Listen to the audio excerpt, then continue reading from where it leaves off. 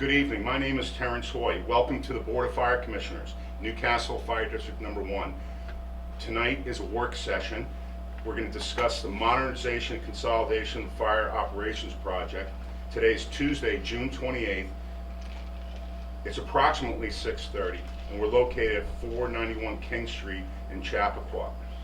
Just quickly, present tonight is myself, Terrence Hoy, Chairman, Ed Frank, Brian Murphy, Dwight Smith, and Christopher Weddle. In addition to that, we have representatives in the room from Thompson Bender. We have Dean Bender and Jeff Thompson here. Welcome. And we also have a member of our Community Liaison Committee, Lynn Lambert. Again, thank you for being here, Lynn.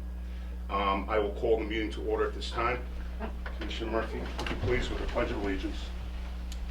I pledge allegiance to the flag of the United States of America and to the republic for which it stands, one nation, under God, indivisible, with liberty and justice for all.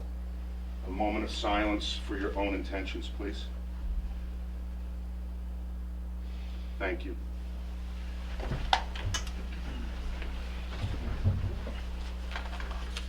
Okay, we did attendance already. There will be no public comment tonight during this work session. I'll just have a brief opening statement, and then we're going to get right into the business at hand, which will be a broad discussion regarding the scope and modernization and consolidation of the fire operations project. So I believe this body has worked diligently over the past months and almost a year and a half now, and we're coming to a point where the board needs to make a decision.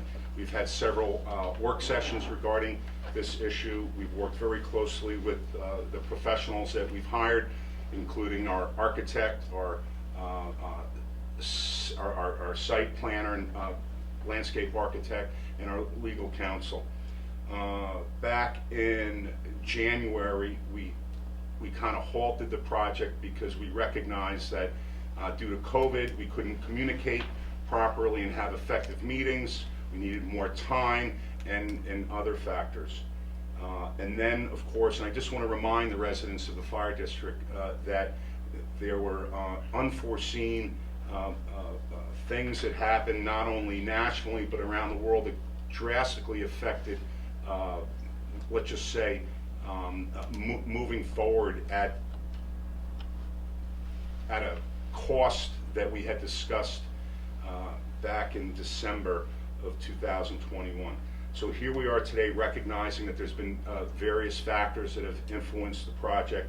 We're here tonight to have a broad discussion on this issue, and I'm fairly confident that at this point we're seemingly in agreement that number one, we need to have the conversation, and number two, I think that we're all pretty much on the same page on a path forward. So having said that, I am going to sit back and I'm going to open up the broad discussion regarding the scope of the project and perhaps a ceiling that the board wishes to place, a cap, if you will. And I'm just going to open it up to the board at this time. Thank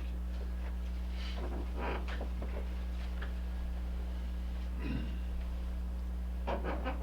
Well, the one thing that I believe is going to be very hard to sell is the selling of the 18 million. I don't think we'll be able to sell that. I think we need to go back over the diagrams and plans and cut things and redo things, because in 2020 it was at $9 million. I mean, now 2021 it went up 4 million, up to 5 million almost.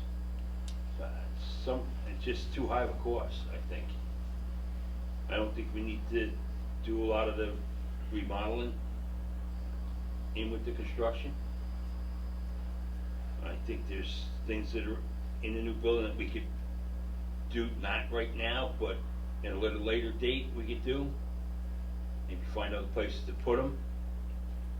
I just think we need to go over the price of stuff. That's my opinion. Is it safe to assume, Brian, I think you and I are in agreement on this, and others may be as well, that we forego any of the renovations in the 1954, 1979 buildings. I don't see you doing any of them. I don't see you I- touching either one of them. I would agree. I think that there's a path forward on that later, perhaps, and I'll put it out there because it has been discussed before, proceeds from the sale of Center Street, for example, and then using reserves and perhaps value engineering and being very, very, very smart on how we do that in the future. But I would agree that we should back that out and focus solely on the new building. Excuse me, I'm just gonna grab a pen. I think that's what, I got one here, Ted. Oh, you do? I think that's what we need to do, is shave what we can, just to keep the project moving forward.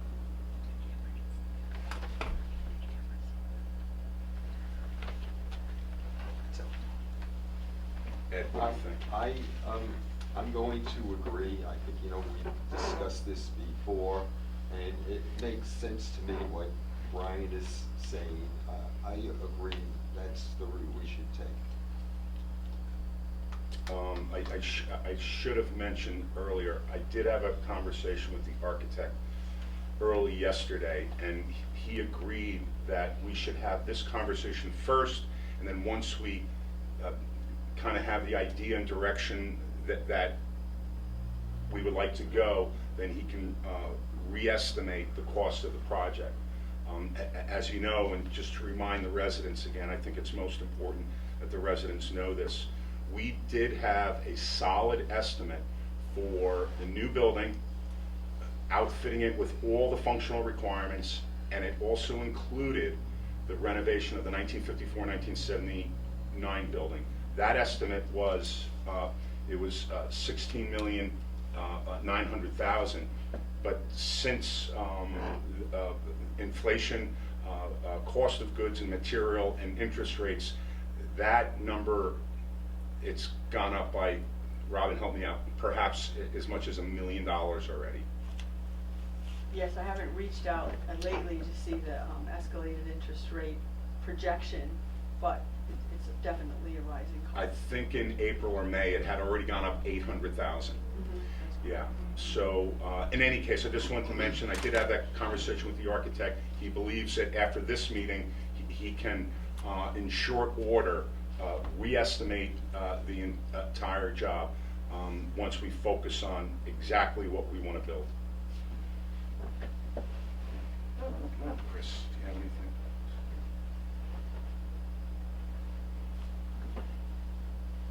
I guess once the architect takes a look at the plans, he'll figure out what has to be removed and what should stay in. As far as connecting the two buildings, there will probably be some wiring or something that has to go between them, but that's not a modernization of the existing buildings. But so that will remain, I'm sure. Now I do have something. Sure. The scope of the project is constrained by the footprint of the first floor of the new base.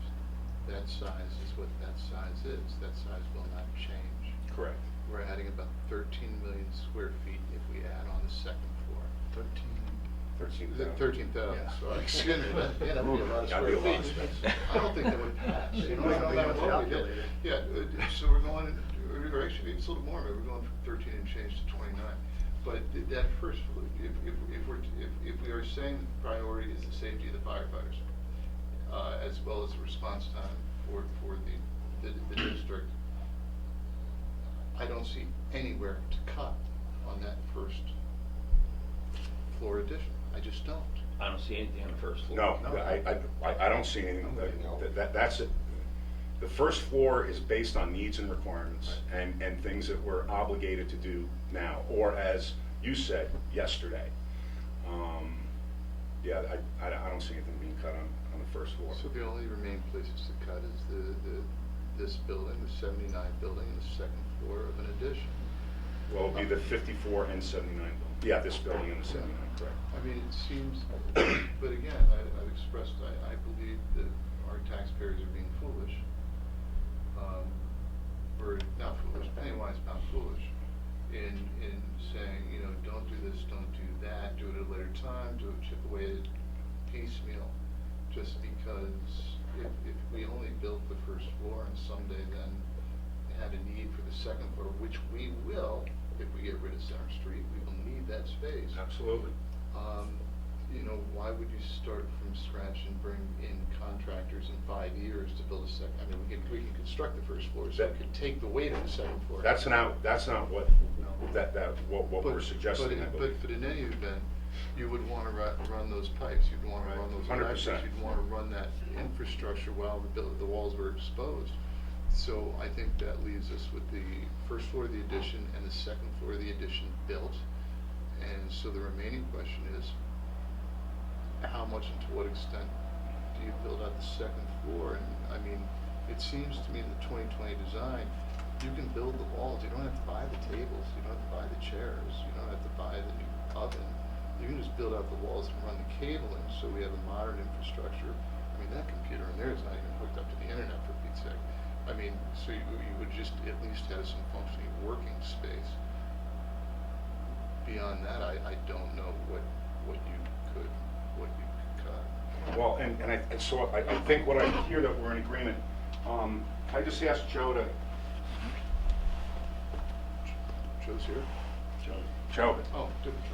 Yeah, Hey, Joe. we have Joe and Freedom from the Newcastle Community Media Center supporting this meeting tonight. Thank you very much, guys. So let me just very quickly, for the sake of the residents and everyone here tonight, this is the 1979 building. This, No, excuse me, this is the 1954 building. This is the 1979 building. This is the new building right here. Okay? What we're going to need is to connect the new building to the old. And more likely than not, we're also gonna have to run the electrical through the basement. The architect actually indicated that to me yesterday as well. Everything else will come from the street, but the electrical, and perhaps some other services. But that's cosmetic going through, that's just hard conduit and service and sources and everything.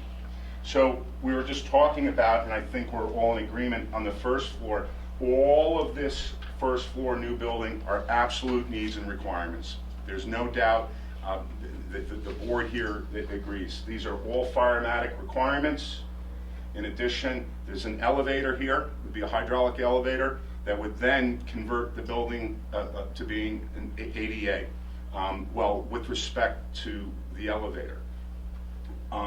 Now, we were just talking about, and Chris brought up a good point actually, is on the second floor, how much do we want to do here? I'm in favor of ensuring that it's functionally built out, including all the MEPs, mechanical, electrical, and plumbing systems. You really can't put in a bathroom thereafter. It's cheaper to put it in when the building's going up. So I think this is what we're talking about. I believe I just heard we're in agreement. We hold off on 54 and 79 buildings. We'll do that at a later date. And these are solid buildings, by the way. They got a fairly decent grade in terms of longevity. And we've done decent maintenance over the years. Thank you, Commissioner Murphy, for being on the House Committee. So this is what we're talking about. That was for the sake of the residents. So I guess the question would be then, is how much do we want to build it out? Do we want to shrink the bunk rooms? I don't want to build anything. None of it. Well, And you know that. Everybody at this table knows that. And we could probably save a few $100,000 by not putting in an elevator that we don't need to a place that the general public will never go. Doesn't make sense. But I think we have to put. we have to. Yeah, do. you have to. That we have to do. Well, then I won't do anything at all. But, which, in sense of what you're saying, the bunk Take out the area, elevator, take out the lobby, just put a bathroom on the ground floor. Put it around. in what would, in respect to what you're saying, it's not built out the second floor, the bunk rooms and all that, I have a tendency to agree with you. Yeah, I keep going back I'd to the say not- 2020 not- plans. Not build out the bunk area and everything, it's something that can be done at a later date, and there may be somewhere else in the firehouse that can be done. Well, you know me, I keep going back to the 2020 plans. The 2020 plans. Right. 2020 plans that we came up with 4 years after the first one knocked about $654,000 off the cost. If you don't build it out the way the 2020 plan That's has it. it, you're probably gonna knock out, not a lot, but a couple $100,000 probably. But the difference between where we are Just the today and where furniture. we were in 2016 is over just about $5 million. And now I'm hearing it's maybe 6. That's the diagram you're talking Is this the about. one you're talking about? That's the second floor right there. That's 2020, so that gives us the elevator, gives us the ADA compliant bathrooms, gives us an office for the district, and you can just leave this alone, that's a training deck. But at this point, we don't need an office for the district because we're not renovating this side of the building. No, it's built in on the addition, but you don't, okay, you don't have to do it, don't do an You- office for the district. Yeah, yeah, you see my point? But it's 4 walls. That's all it is. I don't believe we need a second full kitchen up there because we currently have a kitchen on this side that we're gonna forego. So for example, Yeah, you don't need it now. I just need to get a little understanding of what you're saying. So you would agree then we don't need this kitchen? No. I don't think you need any of this, just build the walls. Build the walls and cable it, do it someday. You really need the bathrooms? Well, except for the bathrooms. 'Cause Yeah, we do want I we do mean- want the ADA compliance. 100%. Yeah. But like you said, the MEPS has to go in now. Right.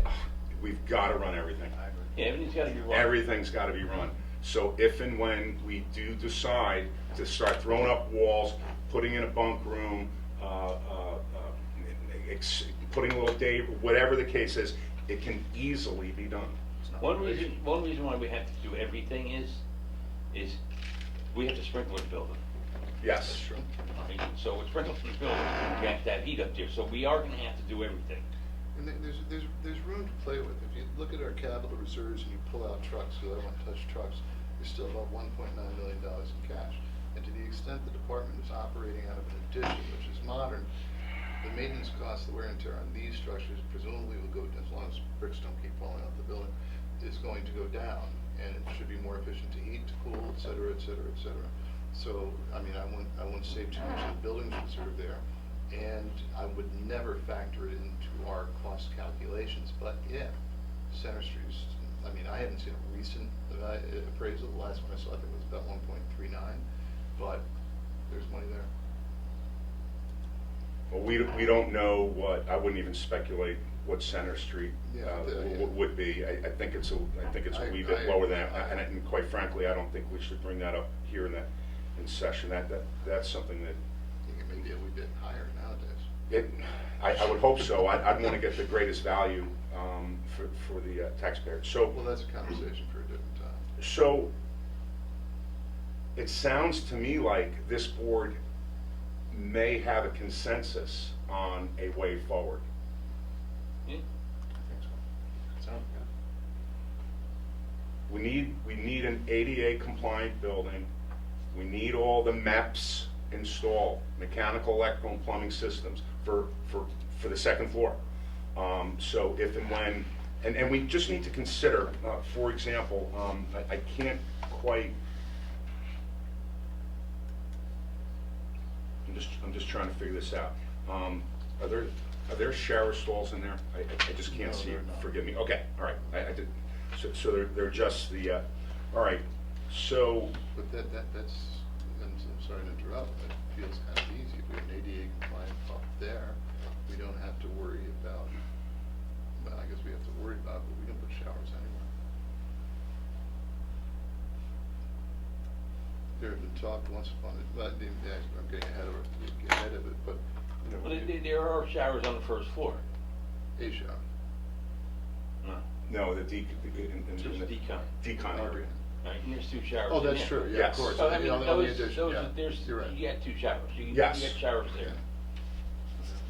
I mean- Yeah, it's, Yeah, no, I just- you 20 can people- see them in there, yeah. 20 people can't go in a shower all at once, but I mean, there's showers there. All right, so I think we're in agreement. I'm going to make a couple notes because I'd like to be able to communicate with the architect. And then perhaps, Chris, we need to mark up the second floor. Can you just have them run the numbers without any of the bells and whistles, frills, just bare bones, just build those walls, build the bathrooms, give us the lobby and the elevator, and that's it, don't do anything And else. take this out. Take- Yes, take this out, yes. Yeah, that's, well, that's out. That's out. In the 2020, That's out. That's grayed out. I think that makes sense. Yeah, run all the MEPs, mechanical, electrical, plumbing systems, provide for bathrooms on that floor. And we'll try to drive the cost of the project down to a more manageable level. And I would agree, I would totally agree that with our reserves plus the proceeds from Center Street, we may very well have enough resources. But I don't think you can factor that into calculating the cost Yeah, I of wouldn't- service I of the wouldn't. No, bond. I wouldn't no, we do that. can't. No, in fact, that's a good point, and we should bring it up. We've nailed this point home several times.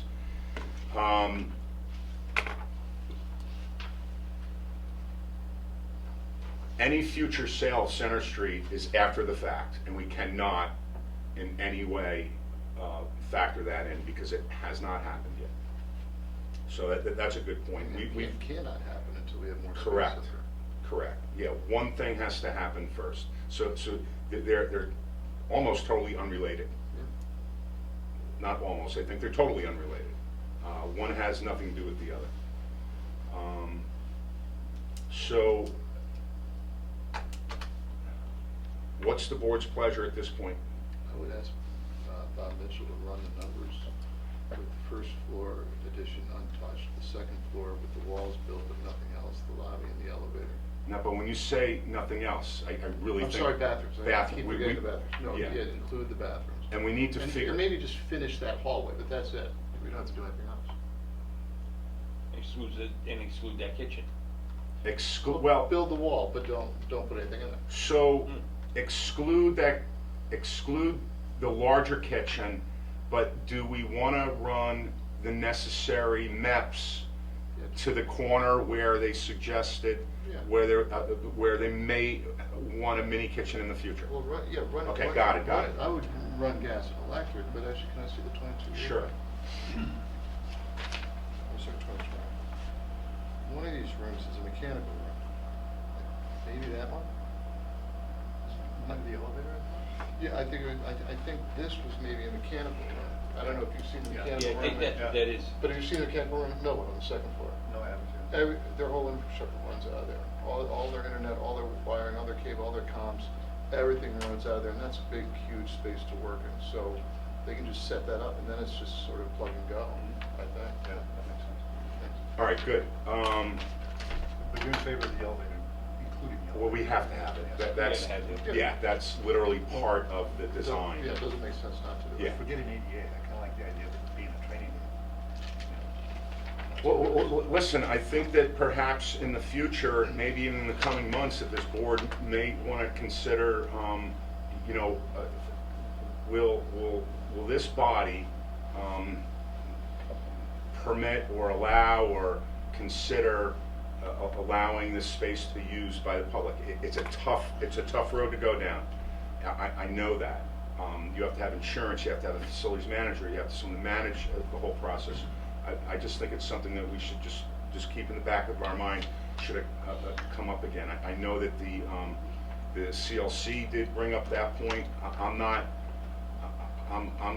I'm on the fence on that issue because it's a very difficult thing to manage. I mean, I don't know what this board thinks, but the last board, not the last board that pitched this, the board before that pitched this, that was one of the selling points. It's on public record, this is what the board wants to do. We want to open this up to the public. Right now, it can't be done because we can't secure a public space. We let the big room be used by parties and that sort of thing for kids that are sponsored by a firefighter. But you have to be present because, some kid wanders down the stairs Mhm. into the apparatus bays and gets hurt. I mean, my God. The way it was proposed in 2016 and again in 2022 is all these rooms would be fobbed. Everything would be fobbed. So you could isolate a public space from the firefighting activity and the firematic activities. And so you could open up to the public. And I don't know when that disappeared, but that was part of the pitching, that was part of the selling points that we had once upon a time. And that's what we should be considering. I think it's, again, I don't have a position on it right now because I believe the entire board needs to decide that. But I don't disagree with you, But Chris. the firehouse doesn't belong to the firefighters or the fire department. It belongs to the It residents. belongs to the residents of the fire district. That's who pays for it, and that's who it belongs to. They should be able to use it, in my view. I don't disagree. No, sounds good. All right, anything else on this subject? Well, I think I have enough. The board clearly is going to give me permission to communicate with the architect. What I'll do is I'll send out an email maybe as early as tomorrow with, instruction to him on what to do. Hopefully he's going to have some questions for us, and I'll get them right out. If you see an email with respect to questions on this issue, answer it right away. Let the architect know your feeling. Chris, I need you to jump in on it, make sure that it's in line with your thoughts on this issue. And with nothing else to discuss, future dates. The next regular meeting is scheduled for Thursday, July 21st at 7 p.m. here at 491 King Street. The regular meeting will be preceded by a work session at 6:30, and that's open to the public as well. Please email any of your questions to the board, and I'll spell phonetically the email address. Bravo Oscar Foxtrot Charlie at November Charlie Foxtrot Delta 1.org. And as I always do, I'll entertain a motion to adjourn this meeting. I make a motion. Do we have a second? All in favor? Aye. Aye. Thank you very much.